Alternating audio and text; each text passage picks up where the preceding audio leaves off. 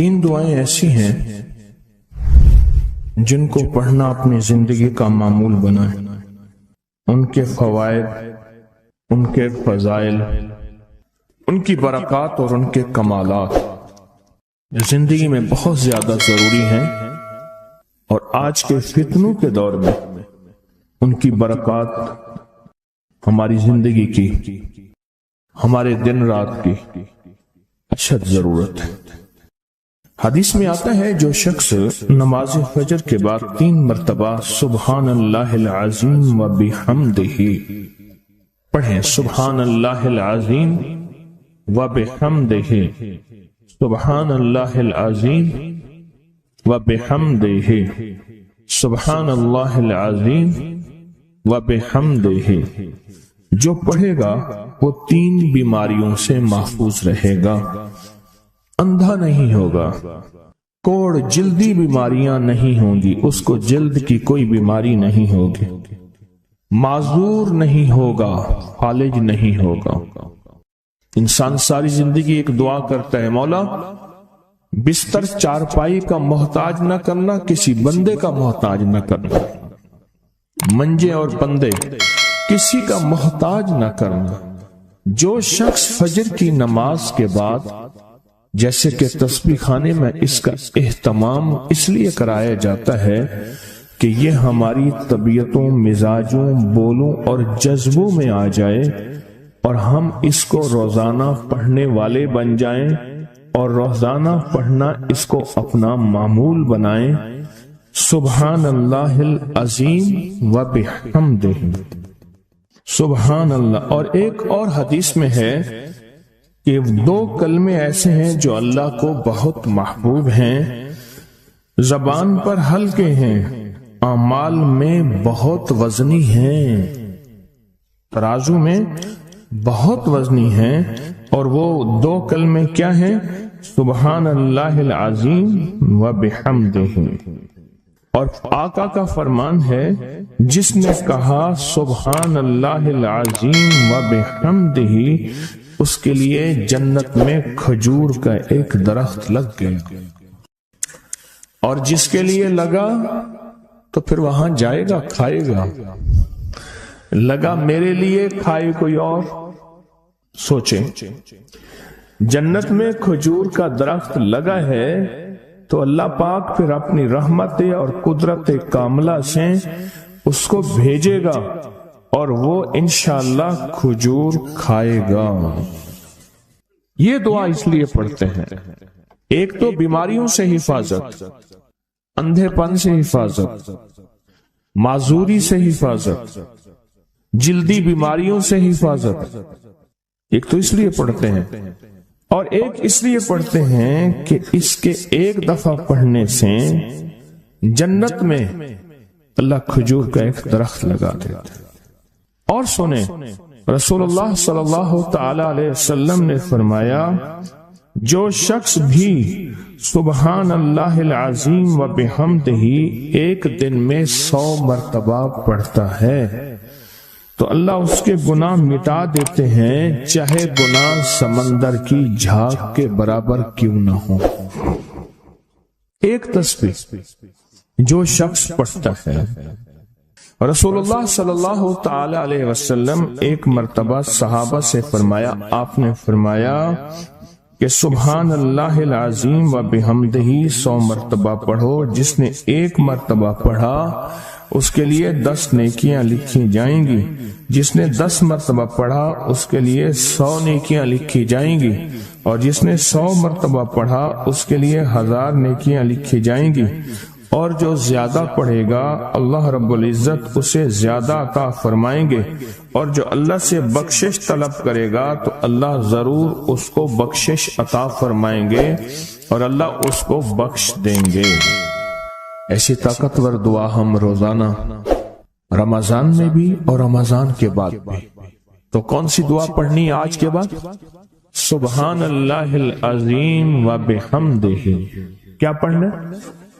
یہ دعا روزانہ کو اپنے معمولات میں، اپنی تسبیحات میں، اپنے معمولات میں، اپنی عادت اور عبادت میں شامل کر لیں.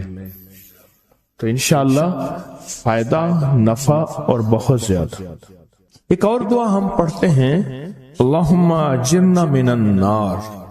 اچھا، اپنی ذات کے لیے اکیلے پڑھیں تو اللہم اجرنی من النار، اگر مجمع کے لیے اکٹھا پڑھیں تو اللہم اجرنا من النار۔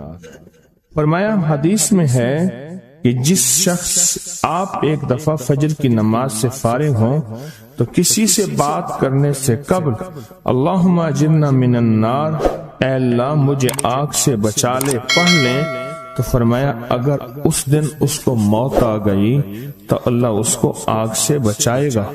اور جو مغرب کی نماز کے بعد پڑھے گا، مغرب کی نماز کے بعد، تو اللہ پاک اگر اس کو موت آ گئی تو اسی رات اس کو اللہ پاک آگ سے بچائیں گے، آگ سے۔ اور حدیث میں آتا ہے جب تم فجر کی نماز پڑھو، فارغ ہو جاؤ، تو یہ دعا 7 مرتبہ پڑھو۔ کون سی دعا؟ اللہم اجرنا من النار، اللہم اجرنا من النار، اللہم اجرنا من النار، اللہم اجرنا من النار، اللہم اجرنا من النار، اللہم اجرنا من النار، اللہم اجرنا من النار، اللہم اجرنا من النار، اللہم اجرنا۔ یہ دعا بخار کا بہت زبردست علاج ہے، جس کو بخار نہ چھوڑتا ہو۔ یہ دعا ہائی بلڈ پریشر کا زبردست علاج، یہ دعا غصے کا علاج ہے، یہ دعا جس کے اندر وسوسے بہت زیادہ آتے ہوں، منفی وسوسے بہت زیادہ آتے ہوں، جو نیکی سے ہٹاتے ہوں، اس کا علاج ہے۔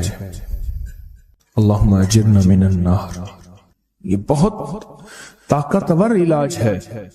جس کا بلڈ پریشر ہائی رہتا ہو، جو بہت زیادہ ہر وقت غصے میں رہتا ہو، جس کا جسم بہت گرم رہتا ہو، جیسے رات ایک صاحب کہنے لگے کہ مجھے گرمی میں سے خوف آتا ہے، سردی میں مجھے راحت ملتی ہے، اس کے لیے بہت فائدہ مند ہے، بیماریوں کے لیے بہت فائدہ مند ہے۔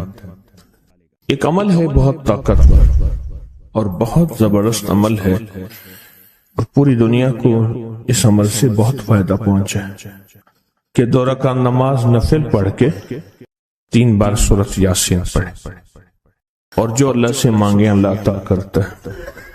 سوچیں، ساری دنیا کی نوافل جتنی بھی ہیں، ایک فرض تو فرض کے سجدے کا مقابلہ نہیں کر سکتے۔ ساری دنیا کی نوافل فرض تو فرض ایک سجدے کا مقابلہ نہیں کر سکتے۔ اب فرض نماز پڑھی، اور فرض نماز پڑھنے کے بعد سورۃ یاسین 3 بار نہیں پڑھی، سینکڑوں بار پڑھی۔ پھر آپ نے نہیں پڑھی، اس وقت آن لائن پوری دنیا میں کتنے بے شمار لوگ ہیں جو تسبیح خانے کے ان اوقات کے مطابق انہوں نے اپنے آپ کو فارغ کیا ہے، خالی کیا ہے، اور سورۃ یاسین لے کر بیٹھے ہیں۔ انہوں نے بھی پڑھی 3 بار سورۃ یاسین، آپ نے بھی پڑھی، اور آپ کے علاوہ پوری دنیا کے کتنے بے شمار لوگوں نے پڑھی۔ کسی نے درد سے، کسی نے غم سے، کسی نے جذبے سے، کسی نے آنسو بہاتے ہوئے، کسی نے اللہ سے باتیں کرتے ہوئے، کسی نے درد اور وجدان کی کیفیت سے۔ یہ لمحہ قبولیت کا ہے، یہ لمحہ قبولیت کا ہے، اور اس لمحے دعائیں قبول ہوتی ہیں، فریادیں پوری ہوتی ہیں، آسیں امیدیں بر آتی ہیں۔ یہ بہت قبولیت کا لمحہ ہے، اور یہ بہت مقبولیت کا لمحہ ہے۔ اس عمل کے بعد سورۃ یاسین پڑھی جائے۔ انفرادی پڑھنے سے 3 بار تو فائدہ ہوتا ہے۔ جس کو بھی میں نے یہ عمل بتایا، جس کو بھی میں نے یہ عمل بتایا، اس کو بہت فائدہ ہوا، اس کو بہت نفع ہوا۔ سوچیں، اجتماعی بیٹھ کے جب پڑھیں گے اس کا کتنا فائدہ ہوگا، اور اس فائدے پہ یقین ہو، یقین ہو کہ جو کچھ ہوا ہے یہ فائدہ 100% ہے، اس میں کوئی شک نہیں ہے، اس پہ 100% یقین ہو۔ اس پہ 100% یقین ہو۔ عمل ہوا اور عمل پہ یقین نہ ہوا، عمل کی تاثیر ختم ہو جاتی ہے۔ عمل ہوا اور عمل کے اوپر اعتماد نہ ہوا، عمل کا فائدہ ہواؤں میں تحلیل ہو جاتا ہے، اور عمل کیا اور اس پہ شک ہوا، وہ شک عمل کی طاقت کو ختم کر دیتا ہے۔ اس پہ 100% یقین ہو۔ اتنے سارے لوگوں نے بیٹھ کے پڑھا اور یقین سے پڑھا۔ اور ایک بات اور ہے، اگر آپ سورۃ یاسین پوری نہیں پڑھ سکے، سورۃ یاسین بعض اوقات بعض بندے اٹک اٹک کے پڑھتے ہیں اور دعا کا وقت ہو گیا، آپ چاہے بعد میں اس کو پوری کریں لیکن پوری ضرور کریں، میری طرف دیکھتے رہیں، پورا کریں لیکن اس سورت کو پورا ضرور کریں۔ اللہ نے یہ موقع دیا ہے رمضان کا، آج پہلا روزہ ہے اور پہلی سحری ہے، اور پہلے روزے اور پہلی سحری میں اتنا طاقتور عمل کیا ہے۔ اب سوچنا یہ ہے کہ اتنے طاقتور عمل میں نے دعا کون سی مانگنی؟ ایک تو پہلے یقین ہے انشاءاللہ کہ میری دعائیں قبول ہیں۔ اچھا، قبولیت کی وجہ سحری کا وقت، تہجد کا وقت، ایک دوسرا قبولیت کی وجہ ایک مجمع کا اللہ کے لیے جمع ہو جانا۔ فرمایا جب 40 پردیسی 40 مسافر صرف اللہ کی رضا کے لیے جمع ہو کے دعا مانگے، اللہ ان کی دعاؤں کو رد نہیں کرتا۔ آپ میں سے تو 90% مجمع تو پردیشیوں کا ہے، 90% مجمع۔ اور قبولیت کی تیسری وجہ یہ ہے کہ آپ نے فرض نماز پڑھی اور فرمایا فرض نماز کے بعد دعائیں قبول ہوتی ہیں، فرض نماز کے بعد دعائیں قبول ہوتی ہیں۔ اب قبولیت کی پہلی وجہ کیا ہے؟ سحری کا وقت، سحری کا وقت، فجر سے پہلے کا وقت دعائیں قبول ہوتی ہیں۔ دوسری وجہ فجر کا وقت، فرض نماز کے بعد دعائیں قبول ہوتی ہیں۔ اور تیسری وجہ مسافروں کا مجمع، اور چوتھی وجہ رمضان کے اللہ جل شانہ نے فرشتوں کو حکم فرمایا، فرشتوں ساری عبادات چھوڑ دو اور میرے روزے داروں کی دعاؤں پہ آمین کہو۔ ساری عبادات چھوڑ دو اور میرے روزے داروں کی دعاؤں پہ آمین کہو۔ ایک چوتھی وجہ ہو گئی کہ فرشتوں نے آپ کی دعاؤں پہ آمین کہا۔ اور پانچویں وجہ مل کے سورۃ یاسین پڑھنا، مل کے سورۃ یاسین۔ فرمایا سورۃ یاسین ہر تنگی سے نکالتی ہے، ہر مشکل سے نکالتی ہے، ہر ناکامی کا علاج ہے، ہر پریشانی کا علاج ہے، اور ہر ناممکن کا علاج ہے۔ اور فرمایا سورۃ یاسین مردوں کو بھی نفع دیتی ہے اور زندوں کو بھی نفع دیتی ہے۔ سورۃ یاسین جو نزع کی سکرات کی حالت میں ہو اس کو بھی نفع دیتی ہے، اور سورۃ یاسین اس بندے کی جو کسی تکلیف کی نزع میں، قرضے کی نزع میں اور بیماری کی سکرات میں ہو اس کو بھی نفع دیتی ہے۔ قبولیت کے اوقات، قبولیت کے لمحات، اور اس میں بیٹھ کے اللہ سے مانگنا۔ اب مانگنا کیا ہے؟ یہ تو یقین ہو گیا کہ انشاءاللہ ہماری آج کی یہ محفل، آج کا یہ بیٹھنا، آج کا یہ پڑھنا اور آج کا اللہ کی بارگاہ میں یہ حاضری دینا 100% انشاءاللہ قبول ہے۔ کوئی شک تو نہیں؟ کیوں اللہ والے میری طرف دیکھیں، سونے کی حالت یہ ختم کریں، یقین کامل ہے، پھر مانگیں کیا؟ سوچنا۔ جب سخاوت کی سخی کی سخاوت موجوں پہ ہو، عروج پہ ہو، پھر مانگیں کیا؟ یہ سب سے اہم چیز ہے۔ تو وہ چیز مانگیں جو اللہ کے خزانے میں سب سے قیمتی ہے، وہ ہے ایمان، سب سے قیمتی، اور وہ سب کو نہیں دیتا۔ مال مال سب کو دیتا ہے، اپنے نہ ماننے والوں کو بھی اور اپنے ماننے والوں کو بھی، اپنے دوستوں کو بھی، بلکہ اپنے دشمنوں کو زیادہ دیتا ہے، زیادہ دیتا ہے۔ مال اپنے دشمنوں کو زیادہ دیتا ہے اور بعض اوقات اپنے دوستوں کو بھی زیادہ دیتا ہے، جیسے انبیاء میں سے حضرت سلیمان، حضرت داؤد، حضرت یوسف علیہ السلام، جیسے صحابہ میں حضرت عثمان غنی، عبد الرحمن بن عوف اور بے شمار صحابہ، اولیاء میں سے حضرت پیران پیر شیخ عبد القادر جیلانی اور بڑی بڑی ہستیاں۔ اللہ اس لیے دیتا ہے کہ یہ مومن یہ نہ سمجھے، تو سب سے پہلی چیز جو اللہ سے مانگنی ہے وہ ایمان مانگنا ہے۔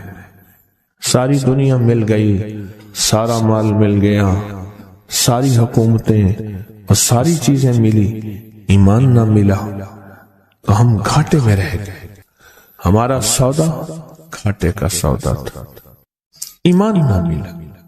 اللہ سے سب سے پہلے ایمان مانگنا۔ جو بندہ ساری عمر جو چیز مانگتا ہے، غور سے دیکھنا، غور سے سمجھنا، ساری عمر جو چیز مانگتا ہے، جو بندہ ساری عمر جو چیز مانگتا ہے، ساری عمر جو چیز مانگتا ہے، جو بندہ ساری عمر جو چیز مانگتا ہے، اگر نہ ملی، اللہ سچی طلب کی بنیاد پہ آخری وقت میں وہ چیز عطا فرماتے ہیں۔ حضور سرور کونین صلی اللہ تعالی علیہ وسلم کا فرمان ہے، از انس بن مالک کی روایت ہے کہ لوگوں سنتے ہو، جو شخص کسی چیز کے سے متعجب ہو کر سنے، غور سے سنے۔ انہوں نے فرمایا، لوگوں سنتے ہو، جو کسی شے سے متعجب ہو کر لا الہ الا اللہ کہتا ہے، اللہ ہر حرف کے مقابلے میں ایک ایک درخت پیدا کر دیتے ہیں جس کے اتنے پتے ہوتے ہیں جتنی دنیا میں دن، اور ہر پتا اس کی قیامت تک کے لیے اس کے لیے مغفرت کرتا ہے اور تسبیح پڑھتا ہے۔ متعجب ہوا، ہاں لا الہ الا اللہ، اچھا فلاں جیت گیا، واہ لا الہ الا اللہ، فلاں ہار گیا، اچھا فلاں بندے کے ساتھ یہ ہوا، فلاں واقعہ یہ ہوا۔ متعجب ہو کے کیا پڑھا؟ لا الہ الا اللہ، بس اتنا سا لفظ پڑھا، اور اتنے سے لفظ پڑھنے پہ اب وعدے سوچیں، کیا وعدے ہیں؟ میں کہ اللہ ہر حرف کے بدلے میں، اب لا الہ الا اللہ، اب اس کے جتنے حرف ہیں آپ گن لیں، ہر حرف کے بدلے میں اللہ کیا کرتا ہے؟ ایک درخت پیدا کرتا ہے، اور اس کے پتے کتنے ہیں؟ تو معلوم ہوا کہ درخت کتنا بڑا ہے، بڑا ہوگا تو اتنے پتے ہوں گے، جتنے پتے جتنے دنیا میں دن۔ جب سے یہ دنیا بنی ہے کتنے دن ہوں گے؟ سال میں 365 دن ہے۔ دنیا بنے کو کتنے لاکھ سال کہتے ہیں؟ کوئی 5 کہتا ہے لاکھ سال، کوئی 6 سال کہتا ہے، کوئی لاکھ، پتہ نہیں کتنے لاکھ اندازے ہیں۔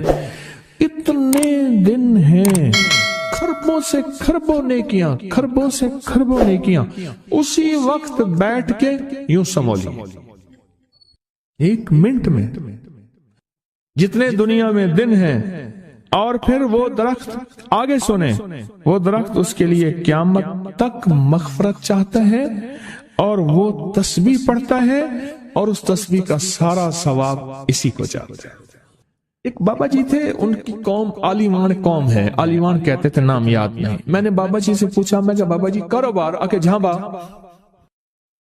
یہ ایک مخصوص لفظ ہے ان کا۔ میں نے کہا آپ کیا کاروبار کرتے ہیں؟ آکے جھانبا مارتا ہوں۔ جھانبا اصل میں کہتے ہیں درخت کا ایک بہت بڑا لڑا اور شاخ ہو، اس کو جب گھسیٹیں گے تو اس کے ساتھ پتے، چیزیں، شاخیں، تنکے، بہت سی چیزیں اکٹھی ہو کے، سمجھ گئے نا، اس کے ساتھ آتی ہیں۔ اس کو آپ گھسیٹتے جائیں، جو کچھ دھاگا پڑا ہے، رسی پڑی ہے، شاپر پڑا ہے، لفافہ پڑا ہے، اسی کے ساتھ سمیٹتے آئیں گے، تو وہ بہت سی چیزیں ساتھ لے آتا ہے۔ میں نے اس سے پوچھا کاروبار کیا ہے؟ کہہ رہا بس میں جھانبا برینا۔ بات والوں نے بات، وہ جھانبا کیا تھا؟ وہ 3 چیزیں بیچتا تھا۔ بازار کے ایک کونے سے دوسرے کونے تک. دانتن نہیں ہوتا یہ خواتین، اس کے گلے میں ہوتا تھا، ساتھ ایک قطر ہوتا تھا، ایک وہ بیچتا تھا. دوسرا عطر ہوتا تھا جس کو بارے کہتا کپڑا پھٹ ونجے خوشبو نہ ونجے، اس کے بعد میں الفاظ تھے کپڑا پھٹ جائے خوشبو نہ جائے. تیسرا کوئی سرما تھا وہ بیچتا تھا. شہر کے دروازے ایک بازار کے چلتے پھرتے ایسے، اس کو وہ جھامبا کہتا تھا. وہ کہتا تھا تھوڑی دیر کام کرتا ہوں روزی بن جاتی ہے، میں آتا ہوں. یہ ایک دفعہ جو کلمہ پڑا اس پہ اتنا بڑا جھامبا لگا،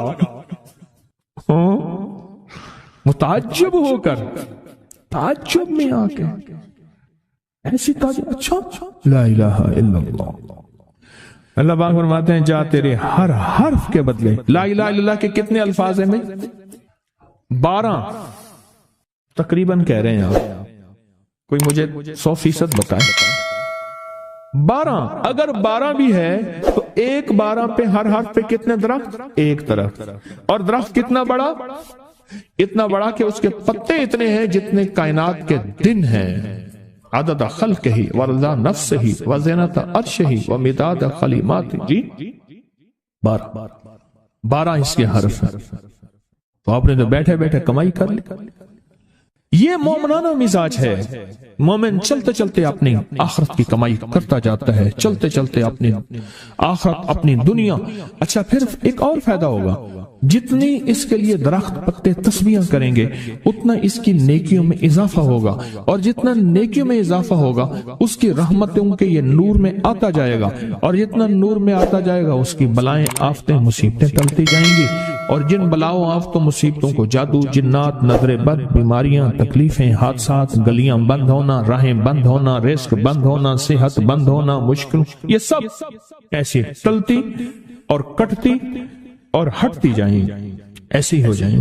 فرمایا کہ ایک شخص نے عرفات میں وقوف کیا، اس کے ہاتھ میں 7 کنکریاں تھی. اس نے کنکریوں سے مخاطب ہو کے کہا اے کنکریوں تم میری گواہ ہو اس بات کی کہ اللہ کے سوا کوئی معبود نہیں اور اس کے محمد صلی اللہ علیہ وسلم اللہ کے رسول ہیں. اپنے ہاتھ سے انہیں پھینک دیا. اس رات دیکھتا ہے کہ قیامت قائم ہے، اس کے گناہ نیکیوں سے زیادہ ہیں، اور پر خدا نے اس کو دوزخ میں لے جانے کا حکم دیا.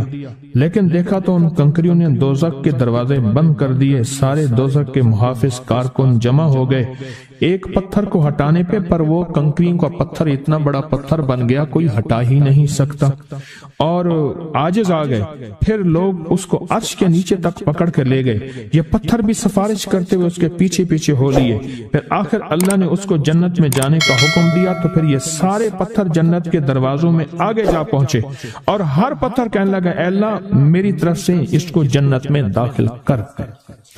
ہر پتھر سفارشی بن گیا. ہے کہ جو بندہ سارا دن ذکر کرتا ہے، جو درخت ہوتا ہے وہ اس کے لیے قیامت کے دن گواہی دے گا، پہاڑ ہے وہ گواہی دے گا، پتھر ہے وہ گواہی دے گا، زمین ہے وہ گواہی دے گا. حتیٰ کہ یہاں تک فرمایا کہ وہ پہاڑ جھومتا ہے، وہ جگہ جھومتی ہے جہاں اللہ کا ذکر ہوتا ہے اور جھومتی ہے، اور دوسرے پہاڑوں دوسری جگہوں پہ فخر کرتی ہے کہ مجھ پہ وہ بندہ آیا ہے جو اللہ کو یاد کر رہا ہے. حتیٰ کہ جو بندہ اللہ کو یاد نہیں کرتا، چیونٹیاں اس کی منتیں کرتی ہیں، کیڑے مکوڑے، سانپ، مچھلو، مچھلیاں اس کی منتیں کرتی ہیں اللہ کو یاد کر لے ورنہ عذاب آئے گا. عذاب میں جہاں تو رگڑا جائے گا وہاں ہم بھی رگڑے جائیں گے. ایک بندہ تھا، وہ لوگوں کے سامان اٹھاتا تھا. اس کے پر خچر ایک جگہ سے دوسری جگہ لے جاتا تھا. نمازی نیک آدمی تھا، غریب مزدور تھا.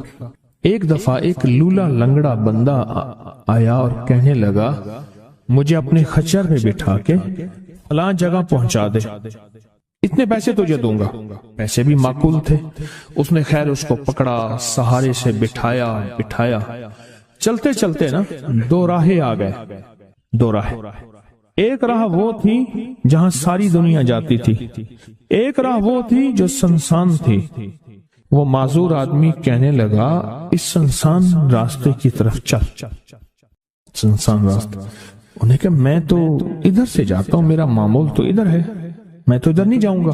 انہیں کہ مجھے راستے کا پتہ ہے. تو چل، یہاں سواری کا گھاس بھی ملے گا، پانی بھی ملے گا، اور راستہ بھی بالکل مختصر ہے.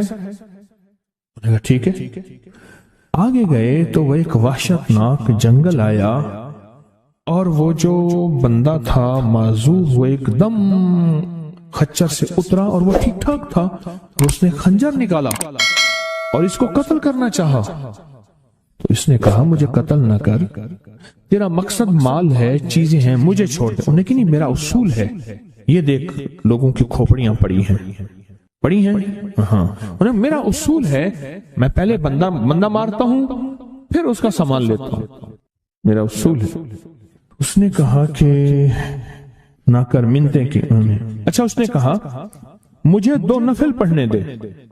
ہنس کے کہنے لگا اور بھی بڑے آئے تھے 2 نفل پڑھنے والے، تو بھی پڑھ لے۔ اب یہ 2 نفل کے لیے کھڑا ہوا، اوپر ظالم خنجر لے کے تقاضا کر رہا کہ جلدی کر، میں نے تمہیں قتل کرنا ہے، میرا اصول ہے۔ اسے کچھ سمجھ نہیں آ رہی، تو ایک دم اس کے اندر منہ میں زبان آئی، امن یجیب المضطر اذا دعا۔ ایک دم یہ آیت آئی، کون ہے جو بے چین دلوں کی دعاؤں کو سننے والا ہے؟ کون ہے جو بے چین دلوں کی دعاؤں پہ پہنچنے والا ہے؟ کون ہے جو بے چین دلوں کی دعاؤں کو قبول کرنے والا ہے؟ بس یہ آیت کہی اور نفل بس پڑھ ہی رہا تھا تو وہ تقاضا کیا، اس کا خنجر بڑھنے لگا تو ایک آواز آئی، رک جاؤ۔ آسمانوں سے آواز آئی، رک جاؤ، کڑکدار خوفناک آواز تھی۔ تو یہ جو خچر سوار تھا یہ رک گیا، پھر آگے بڑھنے لگا، پھر دوسری بار آواز آئی، رک جاؤ، پھر بڑھنے لگا۔ ایک گھوڑدار آیا، ایک گھوڑ سوار آیا، اس کے ہاتھ میں ایک غرض تھا، اس نے اٹھا کے اس کو مارا، اس ظالم اور قاتل کو، اور وہ گرا، اور جہاں وہ گرا تو وہاں آگ کے شعلے۔ اور وہ جب جانے لگا یہ کہنے لگا اب کون ہے؟ کہا میں اس آیت کا غلام ہوں، موکل ہوں، موکلات، اس آیت کا غلام ہوں، موکل ہوں۔ جب اس نے پہلی دفعہ یعنی میں فرشتہ ہوں، پہلی دفعہ اس نے تقاضا کیا، میں 7ویں آسمان پہ تھا، میں نے وہیں سے آواز دی رک جا۔ جب دوسری دفعہ اس نے تقاضا کیا، میں پہلے آسمان پہ تھا، میں نے وہیں تقاضا کیا رک جا۔ بس اس کے بعد پھر میں نے آپ کے اس کو مار دیا اور اس کو ختم کر دیا۔ اب بلائیں، اب بتائیں کہ ہم فرشتوں کو اپنی مدد کے لیے کیسے بلائیں؟ تاریخ بھری ہوئی ہے انسانیت کی، تاریخ بھری ہوئی ہے کہ فرشتوں نے انسانوں کی مدد کیسے کی اور ہر پل ہماری کیسے کر رہے ہیں۔ اگر حدیث میں آتا ہے، میرے آقا کا فرمان کا مفہوم ہے، اگر اللہ فرشتوں کو تمہاری حفاظت اور مدد کے لیے نہ بھیجتا تو اتنی بلائیں ہیں، اتنی بلائیں جو زمین پہ اور زمین کے خلاؤں میں اور زمین کے نیچے موجود ہیں، یہ تمہیں ٹکڑے ٹکڑے کر دیں، ریزہ ریزہ کر دیں، تہس نہس کر دیں۔ اتنی تو ہیں، اللہ فرشتوں کی حفاظت اللہ نے لگائی ہوئی ہے۔ اچھا ڈیوٹی بھی تو پہلے موجود ہے، ایک ہے نا ان کو نئی ڈیوٹیاں دینی، ڈیوٹی تو پہلے موجود ہیں، تو کیوں نہ ان کو ایسا قرب، ایسا تعلق، ایسی ترتیب بنائیں کہ ڈیوٹی پہ تو پہلے سے موجود ہے، وہ ہماری مدد کو آ جائے۔ اللہ نے لگایا ہی ہماری مدد کو ہے فرشتوں۔ اچھا چلو ہماری مدد اور بتاؤ، ایک اور مدد پہ اللہ، ابھی فرشتے فارغ ہونے والے ہیں تھوڑے دنوں کے بعد، اللہ کہے گا روزے دار کے لیے سارے فارغ ہو جاؤ۔ اب بتاؤ میرے روزے دار کے لیے فرشتوں سارے فارغ ہو جاؤ، کیوں؟ قیامت کی صبح سے لے کر جب تک کائنات بنی ہے قیامت تک فرشتہ کوئی رکوع میں ہے تو رکوع میں ہے، سجدے میں ہے کوئی تو سجدے میں ہے، قیام میں ہے تو کوئی قیام میں ہے، تسبیح میں ہے تو تسبیح میں ہے، کلمے میں ہے تو کلمے میں ہے، فرشتے لگے ہوئے ہیں۔ اللہ سارے فرشتوں کو فارغ کر کے کہتا ہے فرشتے فارغ ہو جاؤ، یا اللہ کیا کریں؟ میرے روزے دار کی دعاؤں پہ آمین کہو۔ فرشتوں کو اللہ نے فارغ کر دیا، خدمت میں تو ویسے لگے ہوئے ہیں، خدمت میں۔ آج ایک کال پہ مضمون کھلا ہے مجھ پہ، آج کی کال آئی ہے، پتہ نہیں کسی ملک سے آئی ہے، اور انہوں نے کہا کہ آپ کے درس میں نے سنا تھا، اور جب بھی مشکل ہوتی ہے فرشتوں کو پڑھ کے ہدیہ کر تو میرے کام ہو جاتے ہیں۔ وہاں سے میرا پھر ڈیٹا آنا شروع ہو گیا، ایک کال کی وجہ سے آج کال آئی ہے، ایک کال آئی ہے۔ فرشتوں کو تو اللہ نے ویسے فارغ کر دیا، اور ان قریب یہ روزے داروں کے لیے رمضان آ رہا، ہفتے 10 دن میں، اور دیکھیں پھر فرشتے بالکل فارغ اور خوش قسمت روزے دار، اور اللہ پاک فرمائے گا فرشتے یا اللہ کیا کریں، اور فرشتے ان روزے داروں